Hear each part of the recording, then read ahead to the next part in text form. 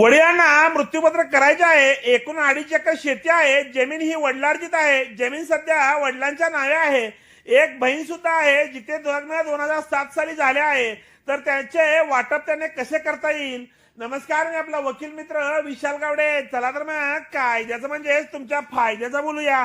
या प्रकरणामध्ये वडील व त्यांना एक मुलगा एक मुलगी अशी अपत्य आहेत। मिळून ही वडिलार्जित मिळकत आहे। त्यामुळे या मिळकतीमध्ये सर्वांना समान म्हणजे 3 हिस्से होतील।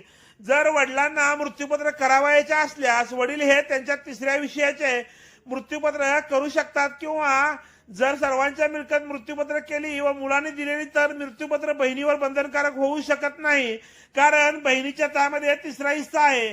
आपसात सर्वांनी संमती असेल तर शेत जमीन असेल तर महाराष्ट्र जमीन महसूल अधिनियम कलम 85 प्रमाणे वाटप करणे किंवा मान्य न्यायालयाला मधून तडजोड हुकुमनामा करून घेणे हे योग्य व कायदेशीर ठरते। रजिस्ट्री वाटपपत्र सुद्धा करता येते, त्यासाठी स्टॅम्प ड्युटी द्यावी लागते। परंतु एखाद्या सहहिस्सेदाराचा हिस्सा असताना तो हिस्सा असलेल्या व्यक्तीवर बंधनकारक होणार नाही। व्हिडिओ आवडल्यास व्हिडिओला शेअर करा व कोर्ट कचेरी या युट्यूब चॅनलला सबस्क्राईब करा।